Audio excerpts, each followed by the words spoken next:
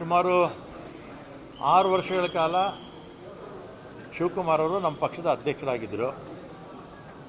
ಈಗ ಮುಖ್ಯಮಂತ್ರಿ ಆಗಿದ್ದಾರೆ. ಅವರ ಪಕ್ಷದ ಅಧ್ಯಕ್ಷ ಸ್ಥಾನಕ್ಕೆ ಕೆ ಹರಿಪ್ರಸಾದ್ ಅವರು ನೇಮಕ ಆಗಿದ್ದಾರೆ.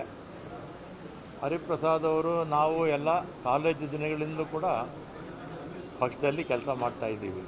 73ರಲ್ಲಿ ನಾನು ಗೌರ್ಮೆಂಟ್ ಸೈನ್ಸ್ ಕಾಲೇಜ್ ಸೆಕ್ರೆಟರಿ ಆಗಿದ್ದಾಗ ಅವರು ಶೇಹಾದ್ರಿಪಂ ಕಾಲೇಜ್ ಅಧ್ಯಕ್ಷರಾಗಿದ್ದರು. ಇಬ್ಬರು NSAಯಲ್ಲಿದ್ವಿ. ಆಮೇಲೆ ಯೂತ್ ಕಾಂಗ್ರೆಸ್ಸು, ಆಮೇಲೆ ಅವರು ರಾಷ್ಟ್ರ ಮಟ್ಟಕ್ಕೆ ಹೋಗಿದ್ರು.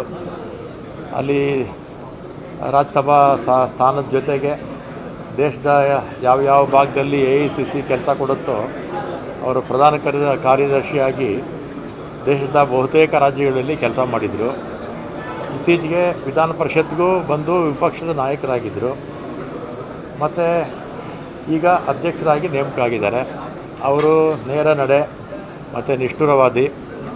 ಪಕ್ಷದ ಸಂಘಟನೆಗೆ ಹೆಚ್ಚು ಒತ್ತು ಮೊದಲಿಂದಲೂ ಕೊಟ್ಕೊಂಡ್ಬರ್ತಾ ಇದ್ದಾರೆ, ಈಗಲೂ ಕೊಡ್ತಾರೆ, ಮುಂದಕ್ಕೂ ಕೊಡ್ತಾರೆ. ಅವರ ನಾಯಕತ್ವದಲ್ಲಿ ಪಕ್ಷ ಬಲವಾಗಿ ಬೆಳಿಬೇಕು, ಬೆಳೆಸ್ತಾರೆ ಅನ್ನೋ ವಿಶ್ವಾಸ ನನಗಂತೂ ಇದೆ.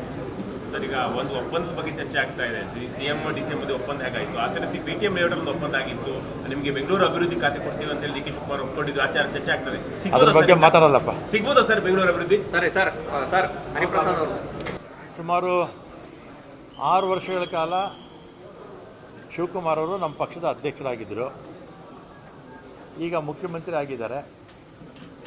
ಅವರ ಪಕ್ಷದ ಅಧ್ಯಕ್ಷ ಸ್ಥಾನಕ್ಕೆ ಕೆ ಹರಿಪ್ರಸಾದ್ ಅವರು ನೇಮಕ ಆಗಿದ್ದಾರೆ. ಹರಿಪ್ರಸಾದ್ ಅವರು ನಾವು ಎಲ್ಲ ಕಾಲೇಜು ದಿನಗಳಿಂದಲೂ ಕೂಡ ಪಕ್ಷದಲ್ಲಿ ಕೆಲಸ ಮಾಡ್ತಾಯಿದ್ದೀವಿ. 73ರಲ್ಲಿ ನಾನು ಗೌರ್ಮೆಂಟ್ ಸೈನ್ಸ್ ಕಾಲೇಜ್ ಸೆಕ್ರೆಟರಿ ಆಗಿದ್ದಾಗ ಅವರು ಶೇಹಾದ್ರಿಪಂ ಕಾಲೇಜ್ ಅಧ್ಯಕ್ಷರಾಗಿದ್ದರು. ಇಬ್ಬರು NSAಯಲ್ಲಿದ್ವಿ. ಆಮೇಲೆ ಯೂತ್ ಕಾಂಗ್ರೆಸ್ಸು, ಆಮೇಲೆ ಅವರು ರಾಷ್ಟ್ರ ಮಟ್ಟಕ್ಕೆ ಹೋಗಿದ್ರು. ಅಲ್ಲಿ ರಾಜ್ಯಸಭಾ ಸ್ಥಾನದ ಜೊತೆಗೆ ದೇಶದ ಯಾವ ಭಾಗದಲ್ಲಿ AICC ಕೆಲಸ ಕೊಡುತ್ತೋ ಅವರು ಪ್ರಧಾನ ಕಾರ್ಯದರ್ಶಿಯಾಗಿ ದೇಶದ ಬಹುತೇಕ ರಾಜ್ಯಗಳಲ್ಲಿ ಕೆಲಸ ಮಾಡಿದರು. ಇತ್ತೀಚೆಗೆ ವಿಧಾನ ಪರಿಷತ್ಗೂ ಬಂದು ವಿಪಕ್ಷದ ನಾಯಕರಾಗಿದ್ದರು.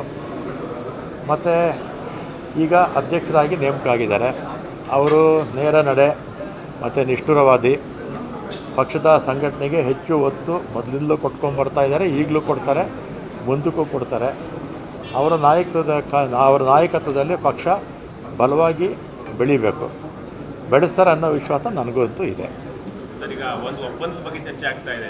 CM DCM ಒಪ್ಪಂದ ಹೇಗಾಯಿತು, ಆ ಥರ PTM ಲೇಔಟಲ್ಲಿ ಒಪ್ಪಂದ ಆಗಿತ್ತು, ನಿಮಗೆ ಬೆಂಗಳೂರು ಅಭಿವೃದ್ಧಿ ಖಾತೆ ಕೊಡ್ತೀವಿ ಅಂತ ಹೇಳಿ DK ಶಿವಕುಮಾರ್ ಒಪ್ಕೊಂಡಿದ್ದು ಆಚಾರ ಚರ್ಚೆ ಆಗ್ತದೆ.